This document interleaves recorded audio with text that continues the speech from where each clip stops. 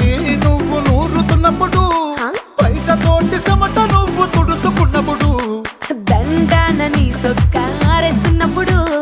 నీ ఒంటి వాసన తెగ గుర్తొచ్చినప్పుడు, రెండు చేతులెత్తి జుట్టు ముడిసినప్పుడు, జెండు కత్తుకొని పడుకున్నప్పుడు, అలసిపోయి నువ్వు ఆవలించినప్పుడు,